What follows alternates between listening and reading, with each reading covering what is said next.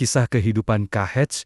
Abdurrahman Wahid Gus Dur dimulai dari latar belakang keluarga NU dan pendidikan pesantren yang kaya. Literatur umum menjadikannya seorang intelektual yang gemar membaca dan menulis. Ia mengembangkan kariernya sebagai jurnalis dan akademisi. Sebelum memimpin NU dan kemudian menjadi Presiden keempat Indonesia, Gus Dur dikenal sebagai sosok yang progresif dan toleran, pejuang perdamaian, serta tokoh yang dekat dengan rakyat dan budaya. Ia meninggal dunia pada 30 Desember tahun 2009 karena komplikasi penyakit, masa kecil, dan pendidikan. Latar belakang keluarga: Gus Dur lahir pada 7 September tahun 1940 di Jombang, Jawa Timur, sebagai cucu dari pendiri K.H. Hashim Asy'ari. Ayahnya, K.H. Wahid Hashim, juga merupakan tokoh NU dan mantan Menteri Agama. Kecintaan membaca. Sejak kecil, Gus Dur telah menunjukkan minat besar pada buku dan bacaan, termasuk dari berbagai kebudayaan dan agama, yang diajarkan oleh ayahnya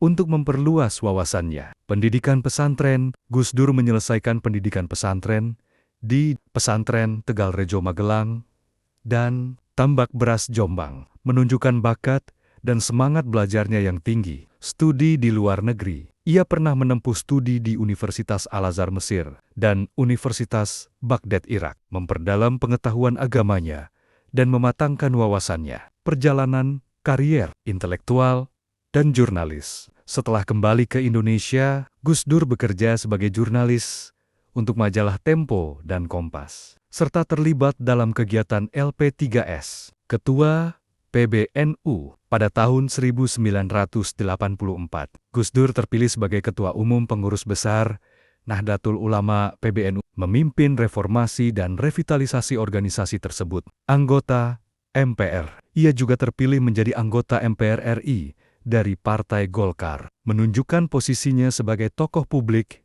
yang berpengaruh. Kepresidenan dan akhir hayat Presiden keempat Indonesia. Pada 20 Oktober tahun 1999, Gus Dur terpilih sebagai Presiden RI, menggantikan B.J.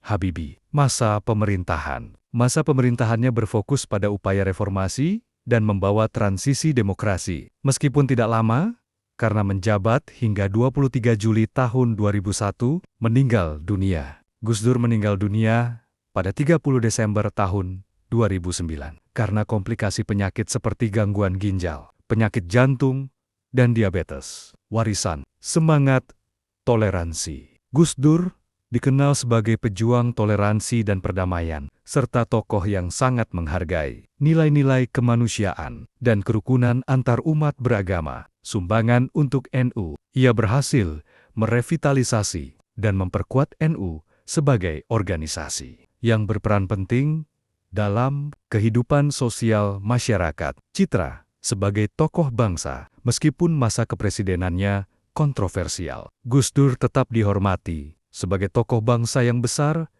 karena ide-ide progresifnya dan pengaruhnya dalam membangun bangsa yang lebih baik.